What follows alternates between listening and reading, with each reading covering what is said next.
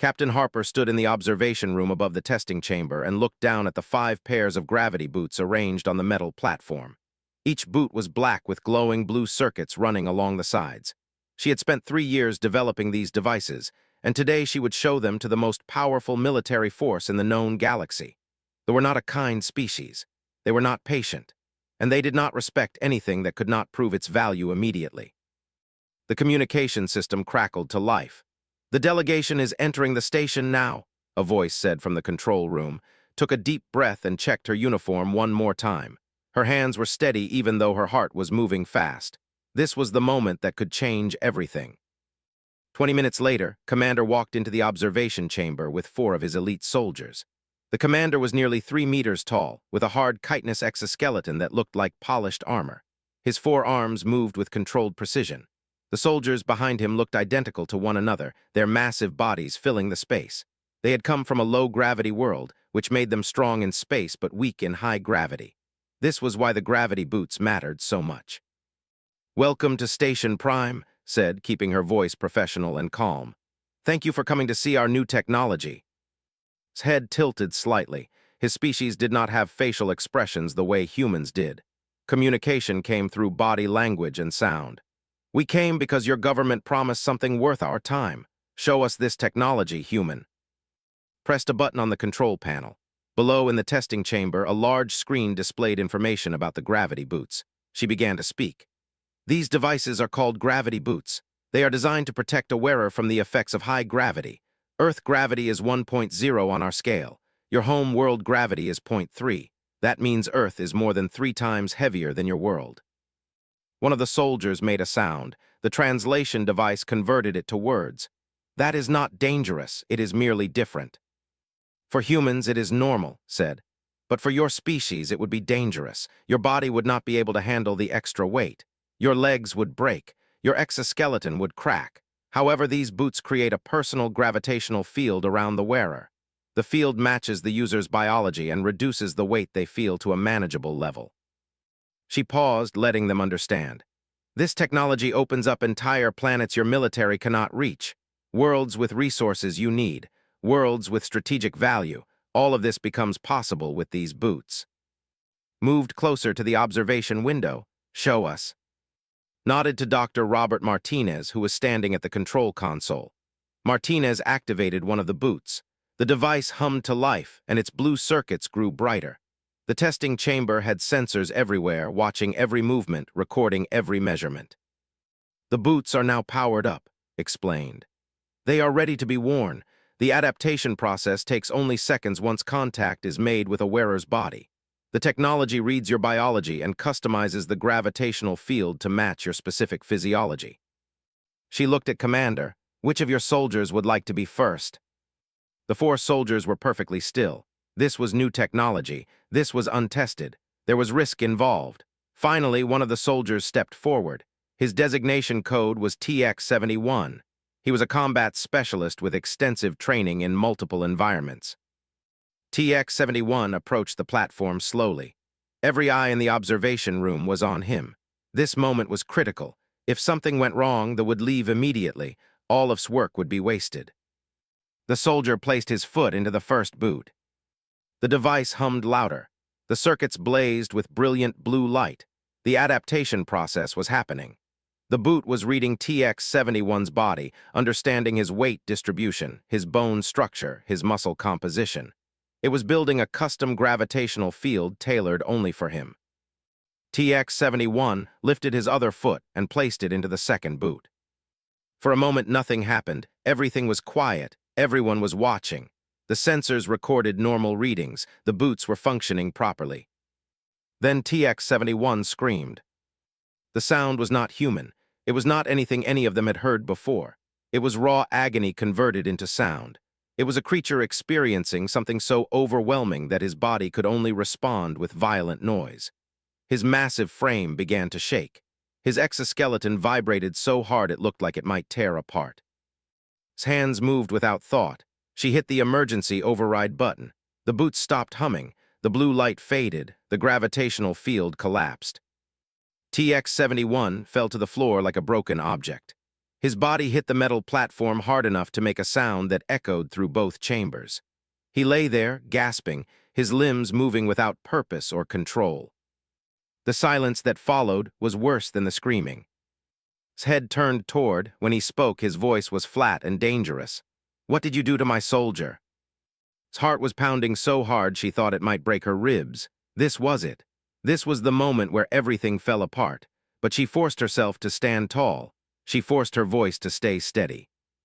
"He experienced Earth gravity for the first time in his life," she said. "His body cannot process that kind of weight. His species never evolved to handle it. His nervous system was in shock. His muscles were suddenly pushed past anything they have ever experienced. His mind did not know how to process the sensations." She took a step closer to the window. "But he survived. He is already recovering. The experience was painful, yes, but it was not fatal. And this proves that your soldiers can survive in high-gravity environments, with training, with preparation, with these boots." Dr. Martinez moved quickly. Medical teams were already in the testing chamber, helping TX-71 to his feet. The soldier was still shaking, but he was moving. He was alive. He was conscious. Continued speaking, her voice cutting through the shock. "This is what humans have been doing since the beginning of our existence. We live on a heavy world. Our children learn to walk in gravity stronger than your military bases. We have evolved to survive in conditions that would destroy other species. And now, we are sharing this knowledge with you." She pointed at the remaining boots. "These devices do more than protect. They prove that humans have something valuable to offer this galaxy. We have adapted to challenges that no other species has had to face. This is not a weakness. This is a strength." Stood motionless. His forearms were at his sides. His massive body was completely still. He was processing this information. He was making decisions that would affect the entire Federation. Finally, he made a sound. It was deep and complex. When the translation system converted it, the words appeared on the screen. "Bring me another pair of boots." The medical team helped TX-71 out of the testing chamber, but his screams continued even as they moved him through the corridors toward the medical facility. The sound was terrible. It showed pure physical distress. Everyone in the observation room had heard it. Everyone knew what it meant. The gravity boots did not protect. They exposed the user to forces their body could not handle. But Commander had asked for another pair. This request changed everything. It meant was not frightened away by what had happened. Instead, he was intrigued. He wanted to understand more. He wanted to push further. Watched as the 3 remaining soldiers stood in a line in the testing chamber. One of them, a soldier designated ZY-44, moved forward before any order was given. ZY-44 had combat experience across 17 different worlds. ZY-44 had trained in zero-gravity, high-temperature environments, corrosive atmospheres, and radiation zones. ZY-44 was not afraid. "This soldier volunteers," said. "But understand, Captain Harper, if this one dies, we leave immediately. The negotiations end. There is no second chance." Nodded. "I understand. ZY-44 will have a better experience than TX-71 because now ZY-44 knows what to expect.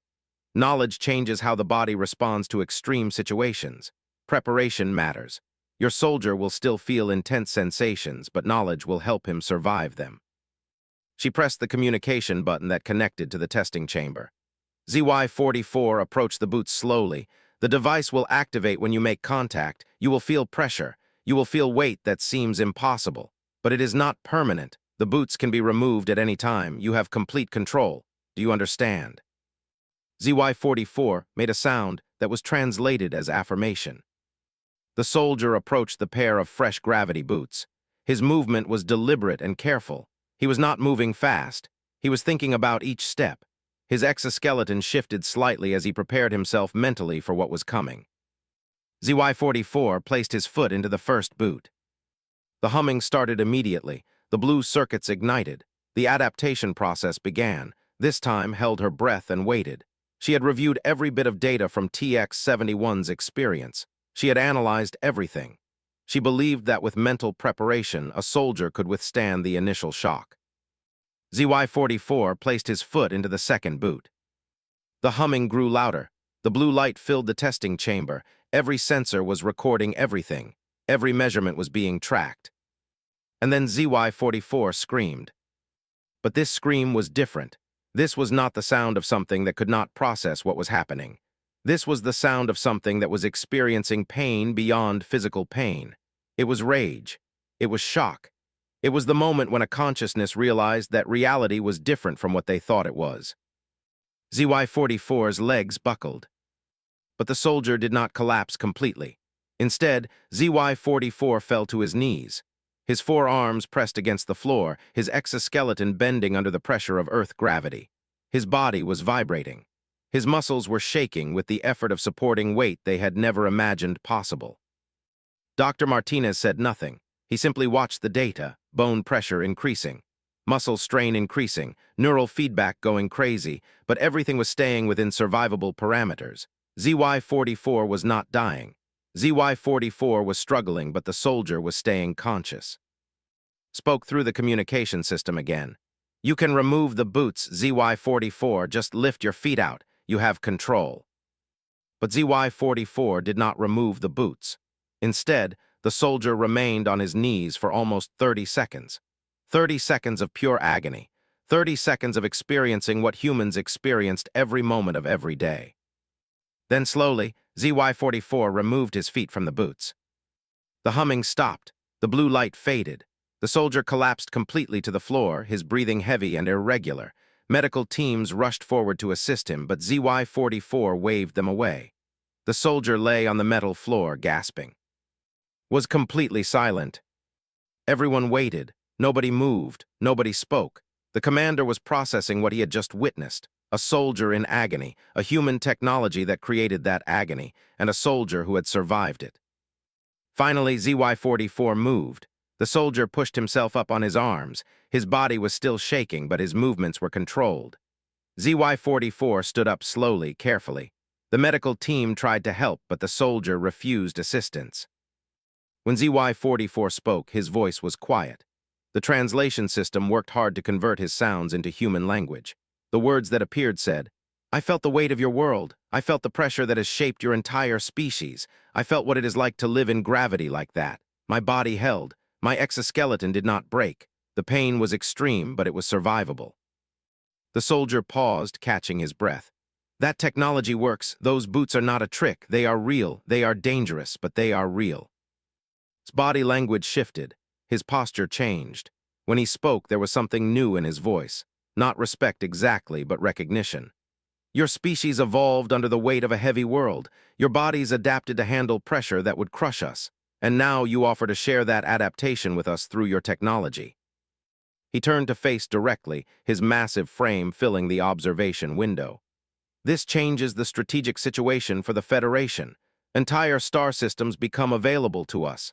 Entire armies of soldiers who can operate in high-gravity environments. This is not just technology.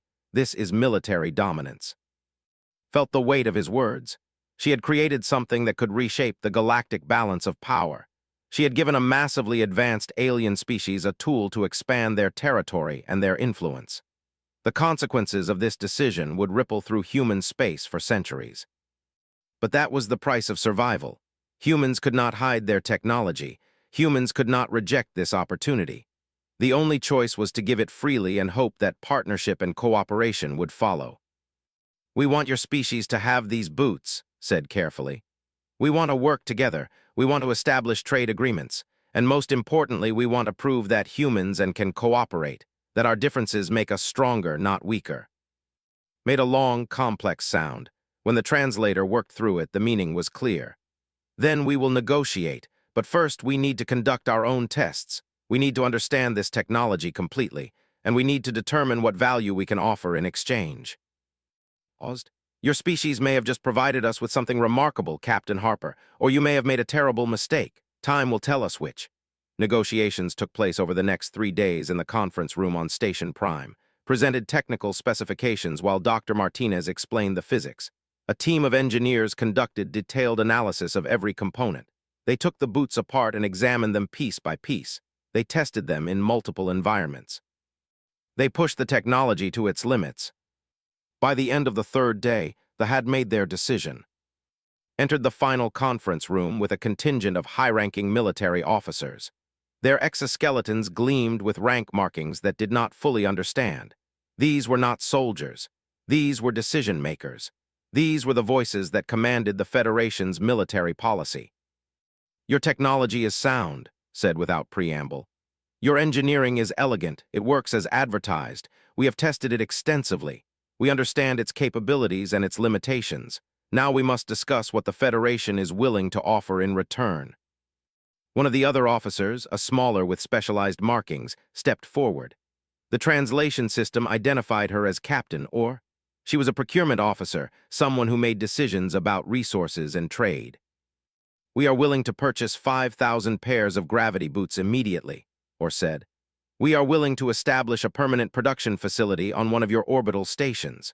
We are willing to provide advanced computational technology in exchange. Specifically, we offer quantum processors that exceed your current capabilities by a factor of 10,000. Felt her breath catch. 10,000 times more advanced than human quantum processors.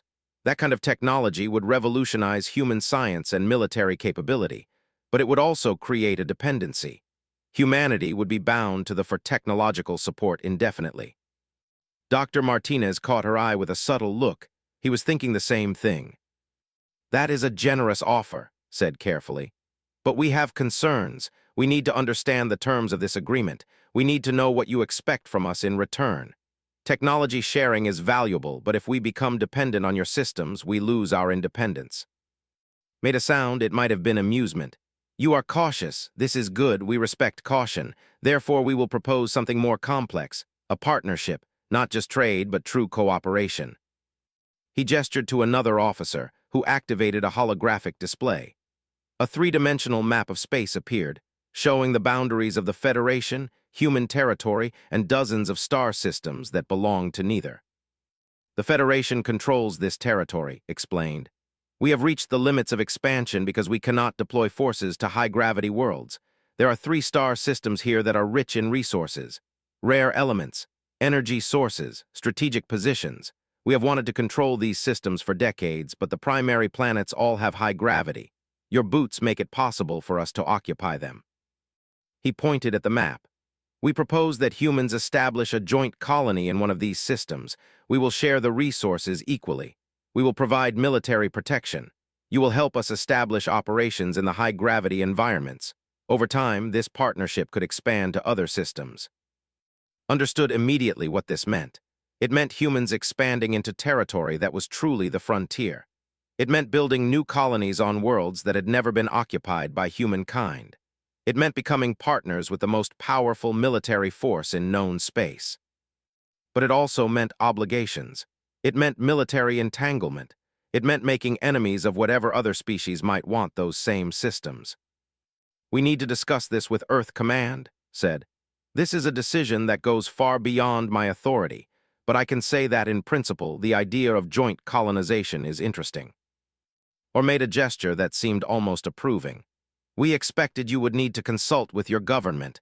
However, we are prepared to move forward quickly. The do not negotiate for years. We negotiate for weeks and then we act.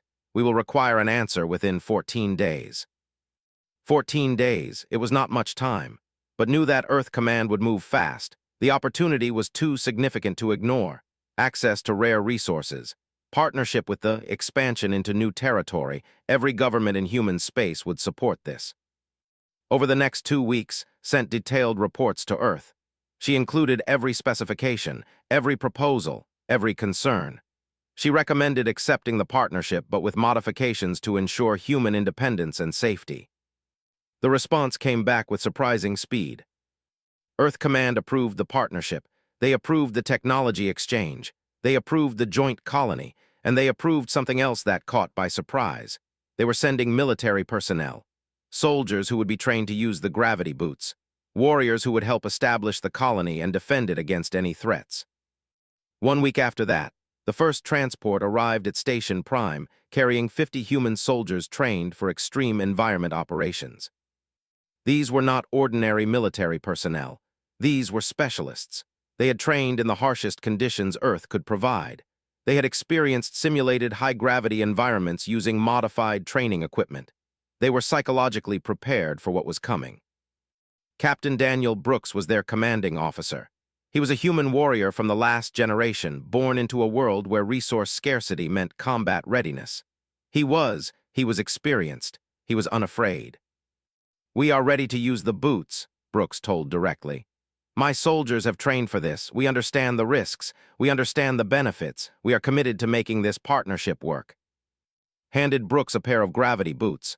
The devices were freshly manufactured, tested, and ready for use.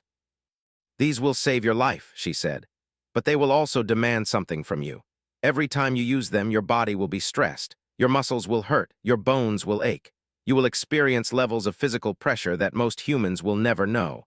But after time, your body will adapt. You will become stronger. You will become capable of things other humans cannot do." Brooks took the boots and examined them. His hands were gentle with the delicate technology. When he looked at, his eyes were clear and determined. "My soldiers did not join the military because we wanted comfort," he said. "We joined because we wanted purpose. We wanted to make a difference.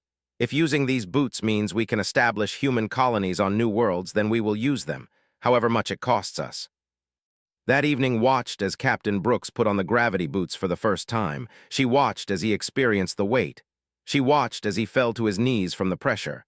But unlike the soldiers, Brooks did not scream. He pushed himself back up. He stood. He took another step, and then another. He was human, and humans refused to break. The months that followed were brutal. Captain Brooks and his 50 soldiers trained constantly in the gravity boots. They adapted to the weight. They learned to move. They learned to fight. They learned to operate in environments that would have been impossible for any previous generation of humans. Watched from the observation room as Brooks conducted a training exercise in the high-gravity simulation chamber. The chamber could replicate the gravity of any world that the boots would be used on. Right now, it was set to 1.4 Earth gravities. It was heavier than Earth, much heavier. Brooks moved through the chamber like he was running through water. Every movement was slow and deliberate. Every step required maximum effort. His legs were trembling from the strain. Sweat poured down his face. His breathing was heavy and controlled. But he did not stop. Instead, Brooks picked up a practice weapon and began moving through combat forms. He was training himself to fight in high gravity.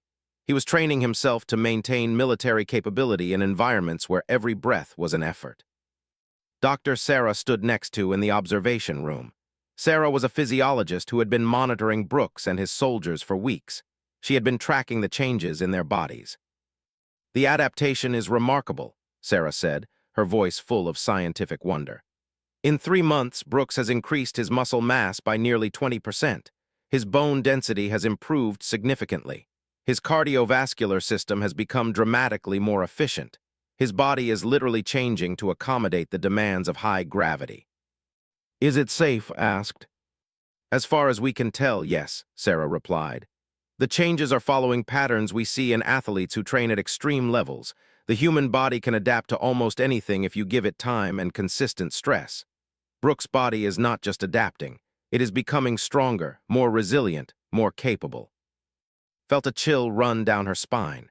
She had created a technology to help humans survive on high-gravity worlds, but what she was actually creating was the next step in human evolution.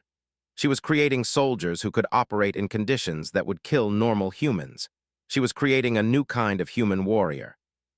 Over the next 3 months, Brooks and his soldiers completed their training. They were ready for deployment. They had already selected the target system. It was called 62, and it contained 3 habitable high-gravity worlds. The primary world, designated KP-62C, was in orbit around a distant star and had 3 times Earth gravity.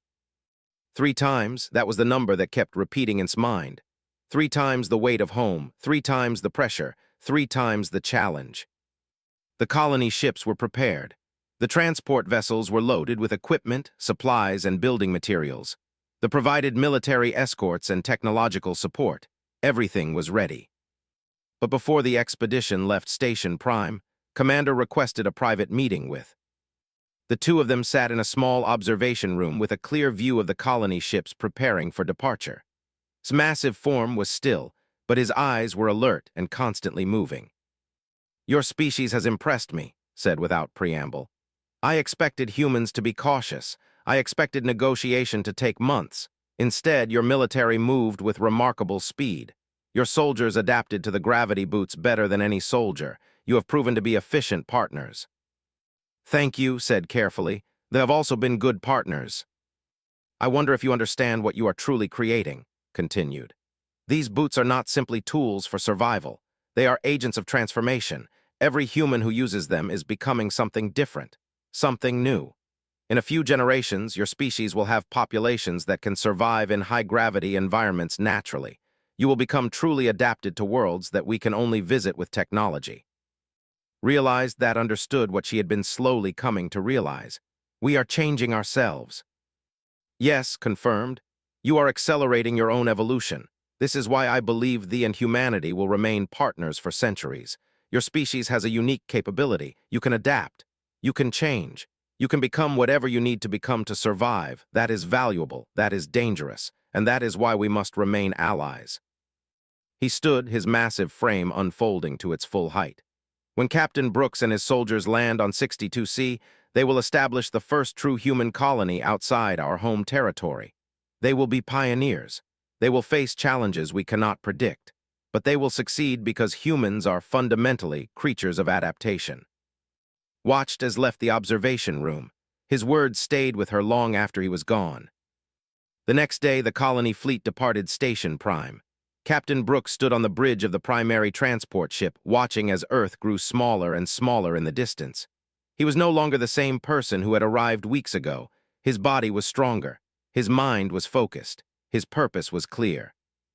Below deck, his 50 soldiers were in their quarters, preparing for sleep. They would sleep for the entire voyage. When they arrived at 62C, they would wake up in a new world. A world 3 times heavier than home. A world where only the gravity boots would allow them to survive. But they would survive. That was what humans did. They survived, they adapted, they became more than they were. As the colony fleet jumped into faster-than-light travel, received a message on her communication device. It was from Dr. Sarah.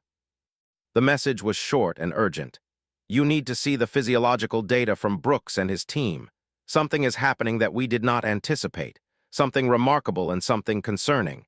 Meet me in the research lab immediately." Felt her heart jump.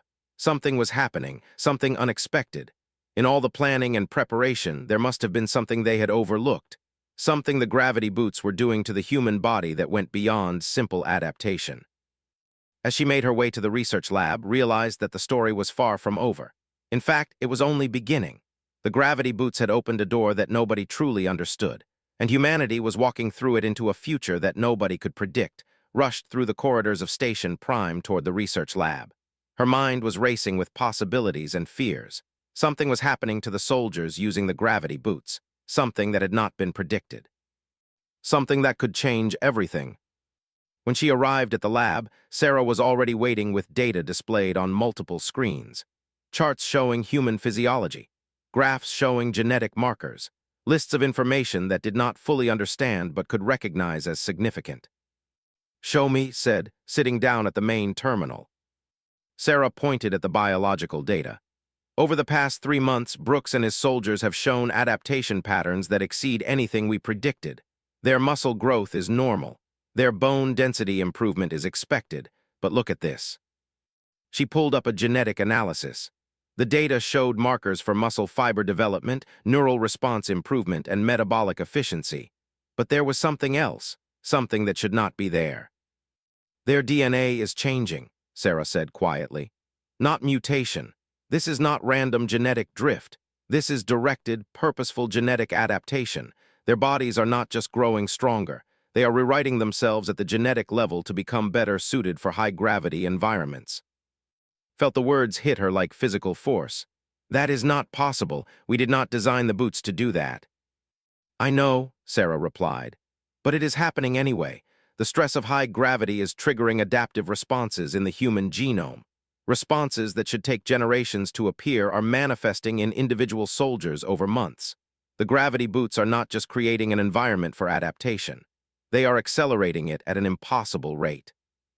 She brought up more data. "Look at Brooks specifically. His DNA shows markers that did not exist 3 months ago. His body is developing specialized proteins that make his muscles more efficient in high gravity. His bone structure is becoming denser at the cellular level. His entire biology is being rewritten. Can we stop it? Asked, though she already knew the answer.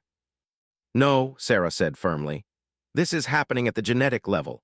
It is fundamental change, not an infection or a disease. It is the human body doing what it has always done best, adapting to survive in harsh conditions. The gravity boots are simply accelerating the process. Looked at the data for a long time. She thought about Captain Brooks pushing himself up from his knees in high gravity. She thought about the 50 soldiers who had volunteered to be pioneers in a world that wanted to crush them. She thought about what they were becoming. We need to tell Earth Command, said finally. They need to understand what is happening. I already sent the data, Sarah replied. An hour ago, I thought you would want to know from me first. The response from Earth Command came within 4 hours. It was surprisingly brief. The orders were clear and direct. The project was to continue. The gravity boots were to be manufactured and distributed to military units. Humans were to be sent to high-gravity worlds. The adaptation process was to be monitored and studied. And most importantly, the partnership with them was to be maintained. The message ended with a single sentence. Humanity is evolving. This is our advantage. Over the next 6 months, everything changed.